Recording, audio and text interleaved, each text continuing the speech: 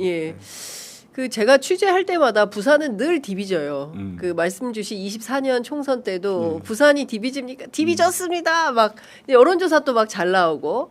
근데 뚜껑 딱 열어봤더니 전재수 딱 하나. 이런 현실이에요. 그래서 야 부산도 충청도만큼이나 이게 속을 알 수가 없다. 이제 이런 여론까지 이제 생긴 건데 부산일보가 오늘 분석 기사를 냈더라고요.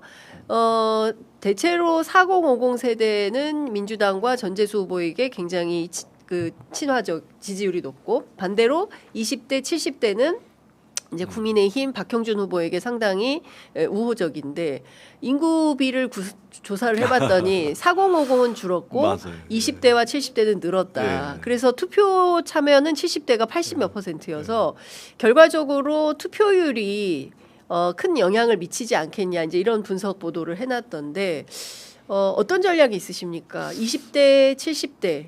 예. 그러니까 부산이 누가 뭐라 그래도 참 힘들고 어려운 선거입니다.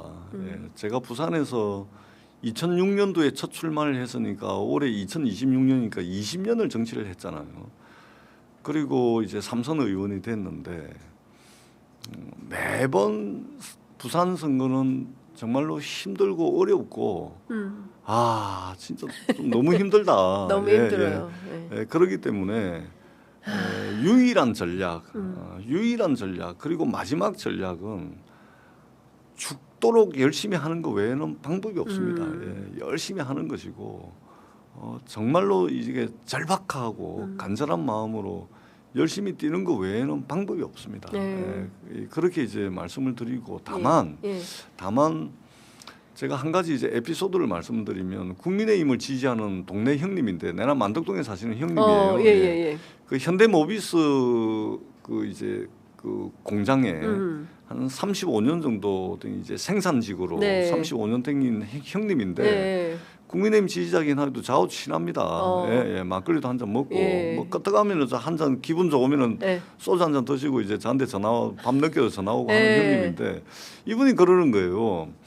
윤석열 정부 때 자기 이제 정년퇴직 했거든요. 그래 이래저래 뭐 자식들 좀 도와주고 이제 돈이 남아가지고 한 2천만 원 주식을 샀는데 그게 반년도 안 돼가지고 윤석열 정부 때 600만 원인가 700만 원 됐다는 떨어졌다. 거예요. 그리고 팔 수도 없고 그냥 묻어놓고 가만히 있었대요. 잊어버리고 있었대요. 근데 이재명 정부 들어서고 난 뒤에 하도 언론에서 주식 해가지고 난리가 나고 그러길래 그때 생각이 나가지고 그때 그 주식 계좌를 열어보니까 5천만 원이 돼 있더라는 거예요.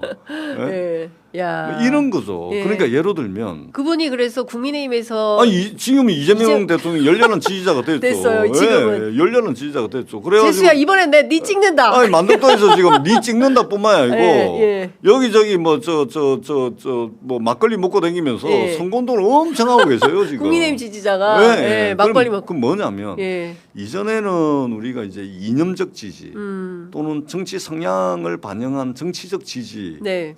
그러기 때문에 선거 결과가 때로는 진보 결집, 때로는 보수 결집 이래가지고 선거 결과가 나왔는데 이재명 정부가 출범하고 난 뒤에 이재명 대통령이 일을 하면서 일 잘한다는 평가를 받고 많은 일들을 해내고 또 이재명 대통령을 좋아하지 않는 사람들조차도 일 잘하는 이재명에 대해서는 아무도 반론을 제기하지 못할 정도로 실적과 성과를 내니까 이제는 이념적 지지, 정치적 지지가 아니고 실용적 지지를 하는구나. 실용적 지지. 그러니까 일 잘하면 지지하겠다. 이념 그거는 구닥다리 그거는 던져버리고 일 잘해가지고 실제 나한테 좋은 일이 생기고 내 딸 자식들한테 뭔가 희망을 줄 수 있는 이게 있다면 이념적 지지 저리 가라. 이념적 지지는 사실은 묻지마 지지거든요. 투표율이 가까이 와가지고 갑자기 진보 결집이 이루어진다거나 갑자기 보수 결집이 이루어져가지고 이전의 선거 흐름과 완전히 다른 선거 결과가 나오는 이 세상은 이제 끝난 것 같아. 그래서 실제 일을 잘하는지 못하는지 실적 성과를 가지고서 지지 후보를 정하는 실용적 지지의 시대가 뚜렷해지는 것이 이재명 정부의 어떤 하나의 독특한 현상이라고 저는 봅니다. 그렇군요. 그렇기 때문에 부산도 지금 해양수산부가 25년 동안 지난 25년 동안 해양수도 부산으로 부산 시민들이 노래를 불러왔거든요. 근데 아무것도 안 됐거든요. 근데 이재명 정부에서 6개월 만에 딱 해양수산부를 6개월 만에 그러니까요. 이게 불가능하다고 생각했던 걸 해버리거든요. 야 저거 봐라. 저게 되네. 네. 이거거든요. 예. 실용적 지지로 바뀐다. 그런 측면에서 보면 일로 보여줘야 된다. 그렇습니다. 예, 그리고 일 잘하는 거예요. 일 잘할.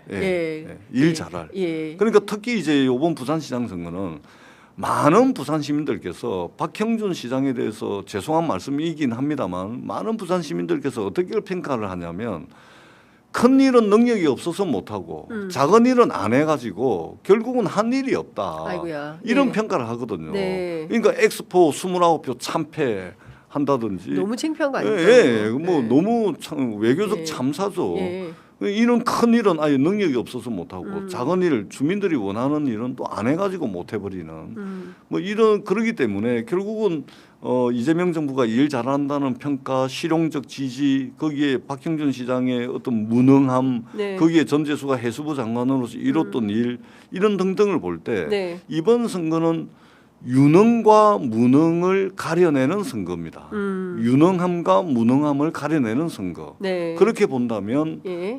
부산도 이전처럼 그냥 뭐 묻지도 따지지도 않고 이념적 지지하는 네. 그러한 투표 행태는 상당히 이제 없어지지 않을까. 그렇군요. 여튼 이것은 이제 분석인 것이고 예. 그것과 별개로 예.